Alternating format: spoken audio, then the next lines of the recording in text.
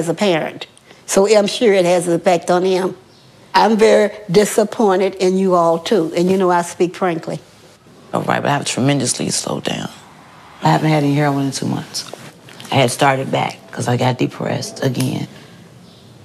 I really think about this all the time. Am I the reason for this? Him doing this? I mean, you I could be. Had an influence. It could be all my fault still. It could be my, yes, it could be all my, it could be all my fault. It could still be my fault. Even though you and Dad did everything, me and Montreal still respect you. Never embarrassed. Walk down the street, this is my mama. Walking down the street, this is my daddy. Because even though y'all did drugs, you were a good parent. You did us good. You didn't beat us. We didn't get raped. You didn't take us to no drug houses. You ain't never leave us, abandon us. So don't feel bad. Yeah, you know, you hurt us. But you ain't never did shit to us like, you know, people could say my mama did this to me. Or my mama let this man rape me because, you know, she was off drugs and didn't know. Some children will sell to their mothers or give their mothers heroin and cocaine. That's something Montreal would never do. And see, and most parents expect their children that sells drugs for them to give them heroin and cocaine or to buy that for them. I've never asked him to buy me any heroin. He wasn't doing it. Even to get, no, he wouldn't do it anyway. He wouldn't give me any money for it or anything like that. He would not do that. But there is a lot of people expecting their kids. We have family members that expect their children to buy them heroin and cocaine. And I'm still wondering, am I the reason for this?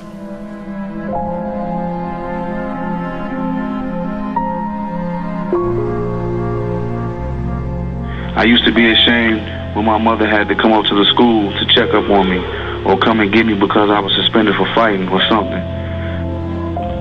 I was embarrassed because of how the drugs affected her appearance.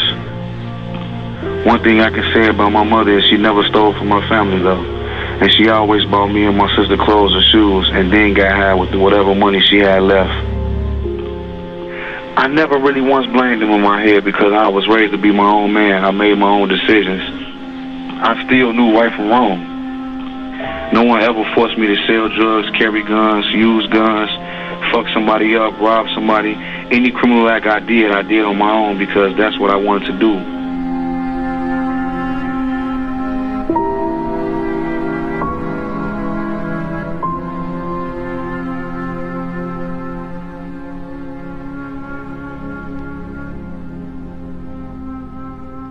I thought I was going to die with that pipe in my hand. I really did. But I can sit here with confidence and say I'll never use cocaine again in my life. Cocaine is no longer part of who I am. Hasn't been for a long time.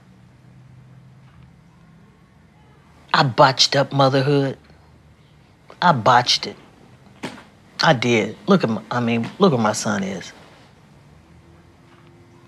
I remember very clearly. I had been in my addiction maybe 7 or 8 years.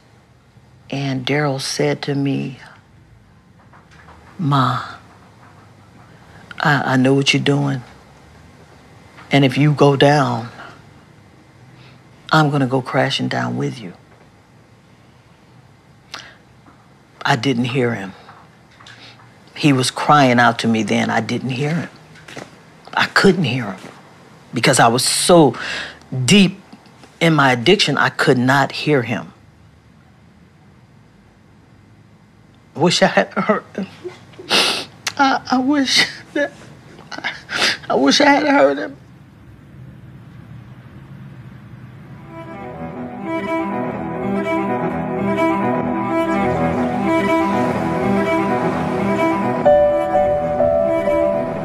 I get them done like this, but I'm busting. And I got away with, you know, the 7 got 7 shots, and I got away with like 3, 4 shells. Stone went right at Pebbles' crib. I left the thing. My child did not have negligent parents. He wasn't hungry, didn't miss a day's meal, was not homeless. I wasn't a crackhead. His dad wasn't a crackhead, wasn't abusive. I did none of that. None of the things that society say is the reason why these children do what they do. They do it because they want to, number one. And they do it because someone has enticed them. The drug dealers come through and they see easy, gullible young people, and they offer them, and it's exciting. You know, the possibility, the rims, the car. I am angry at him for not, I'm actually angry at him for allowing someone to sell him a dream of nothing. And I believe that that's what it was. Oh, Stone, I'm finna go to the hospital. Oh, shit! Who got my 10 millimeter? You remember when I goosebumps this from the clock? What's my 10 millimeter? This is my 10 millimeter. This ain't no 10, man. It's a set. It's a set. Bradford Dotson wasn't a forcer, just a brooding, hard case. The shooting at McDonald's, where he did shoot Julio Allen during that dinner time incident, it was just brazen. You shot in the joint too? Man, I swear to God, me and Ducks in there, man. You shot that motherfucker in the joint. I shot the kids in the other side. The first thing said I did something like, y'all started bleeding. Y'all started bleeding. From the beginning, when I first even joined the gang, I was being somebody that I wasn't. You know, I wasn't being Bradford Dotson. I was being the hustler, who they wanted me to be, the one that they accepted. They didn't like Bradford Dotson. They liked the hustler. So for all them years, I was being a hustler. I wasn't being Bradford V. Dotson. I got my hands messed up, bandaged up. I ain't got no money. I can't get out of Rockford. We in tour with gang members all over the city. I was just going to try to find a way to get out all the way. I was going to make Doug feel comfortable to the part where, like, he'll drop his guard, and then that's when I was going to make my move to get away. My dumb ass just move around, man. I'm in the way, man. I can't move around, man. I got to, man. Can't move where I want to. That's what you think I should do, bro? Think I should move around so we'll just go and fade out the background? Shit, not right now, though. I don't want to, though, more, but I do more, but at the same time, it's on, man. I just don't want to leave the bus down. Market activity starting overseas. Tokyo's Nikkei average closed at a 4-year high today, up 100. Why you do that shit, man? Because you sit pride or something? Trading in London, the FTSE opened lower. Wall Street will close today with the Dow Jones. It's like I growed up so much more. I can't be out there like this. Closed at 21.67. I don't really want none. I don't got no goals. You gotta want something like this shit this day. You can have it.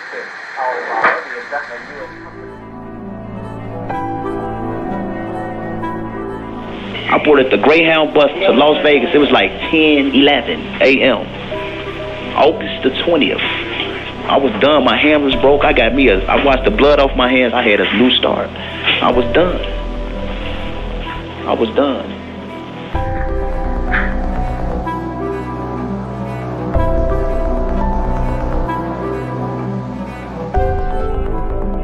Hey, honey. Hey, Brad. Hey, Brad. What up? What's up, man? Who's that, Daddy? Mm-hmm. I cooked the Juicy Lucy's you and I were talking about. Mm-hmm. And baked beans, the famous baked beans. They gonna barbecue for us tomorrow here. Huh? Hello? We still here. We still here. Oh. What do you miss the most at home? What I miss the most at home? Yeah. Y'all. Well, we know that, but on a day like today. What about changes? What kind of changes have you made for yourself? I noticed that the only problem that I really had, my most problem was just being too materialistic. All right. So now that they put me up in here, they only give you, everybody got the same clothes, everybody get the same amount of minutes. So I know, like, if I was to get a second chance, I wouldn't be materialistic. Well, you know what? You've already gotten a second chance. You know why? Why? You're alive. And as long as you're alive, you can do better. And when you can do better, there's always going to be some improvement. When I know better, I do better. That's right. So you have to look at it like that. You know, prisons are too full of our young black men. You know, y'all have got to make better choices for yourself and realize that your family is your family at home and not the family that you think is in the streets. Dad, I've been asleep. Yep. I looked up one day and I'm in the feds for 35 years. I woke up. That's when I woke up. I just want to be free. I want to hug my children. I want to go to the lakefront. I want to see the fireworks. I want to be at them barbecues, but I got to stay strong.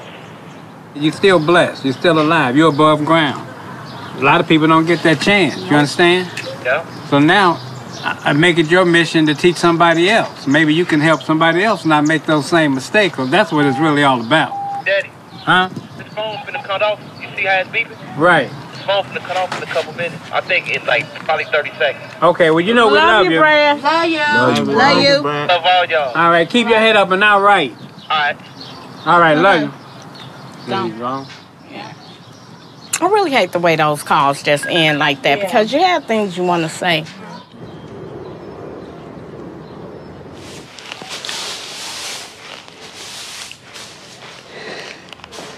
What's that? Why'd you keep the house? Why do I keep the house? Because I'm planning on one day fixing it up, and I want to have a place for him when he do come home. You know, the area is nice. My neighbors is nice. You can't find a neighborhood like this. So that's why I want to come back. Surrounded by hospitals, parks. And oh, by the way, the president, this is the president, Obama's area. He lives in Hyde Park. This was his room a long time ago, Montreal. So I'm trying to get it back together. So I don't know if I'll be able to or not. All I can do is try. I think since he's been in penitentiary, I'm not just saying it because he's my grandson, but I think he has changed.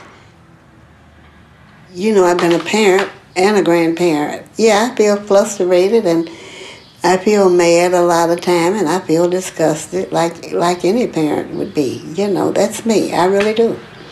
Because he didn't have to choose this. And now he realized so that he's made a mistake. He realized it.